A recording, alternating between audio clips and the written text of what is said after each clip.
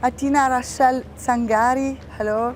You came to La Mostra last year already for Attenberg, and now you come back again with this European prize, the prize Lux. What do you think this prize will add to your film? In which way it will help you? The most challenging part of cinema right now, of any cinema, not just European, is distribution. Because there are so many ways to make a film cheaper, smaller. But in actually to be able to make a film and find your audience through different distribution channels is becoming more and more difficult. I think it's important, that the European Parliament is watching movies and is considering cinema as a very, very important, essential, crucial European cultural affair. Okay, we move on now on Attenberg. The protagonist of this film, Marina, lives in a sad, empty town. Is there any link with the situation of Greece today? It's a very personal film because it's a coming-of-age story of someone who is trying to understand herself, but not through the traditional and conventional ways, but trying to find out a method and a system for herself.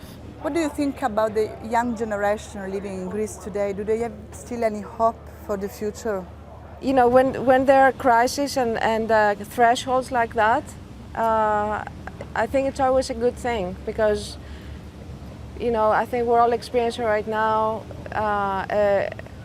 it's as if we're waking up from something or to something, to a new reality. Like someone shook us and we're suddenly awake. And I feel like there is a sense of urgency and a sense, at least in my generation and much younger than my generation, people in their late 20s, in their late teens, the kind of determination to change things. Because we've been inherited not just a financial crisis, but also a moral crisis and a crisis of national identity. In fact, you came back to Greece. Yes, I came back. When the problems arrived. Yes, I'm not you sure. You hope yourself. Well, I'm not sure how long I'm gonna stand.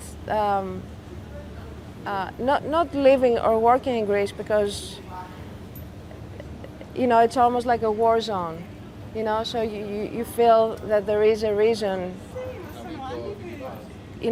Creating images is an act of politics, so of course in a war zone creating images, reporting from the war zone is an essential part of every war. Making films is an act of survival, and it's an act of staying awake and staying sort of like re-examining the taboos and the rules that have created what you perceive as reality. I wanted to finish with the way you are making cinema today. I mean, you created a small groups of friends and producers and directors you do all together. Is this the way possible to make a movie in Greece today? I think making cinema is very hard everywhere, not just in Greece. But one way to make cinema without relying necessarily on public funds, which is the only way that, for example, cinema in Greece was working for about, the last 30 years. I think, to be able to work with fellow filmmakers and have a camaraderie, and also being able to have this sort of like guerrilla style filmmaking, that it's something that I was trained in the States.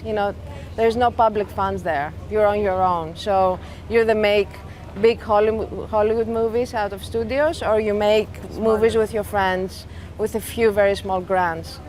So that was the way I was trained as a filmmaker in the States. So it was nice to transplant that model in Greece, and this way be able to make movies with each other.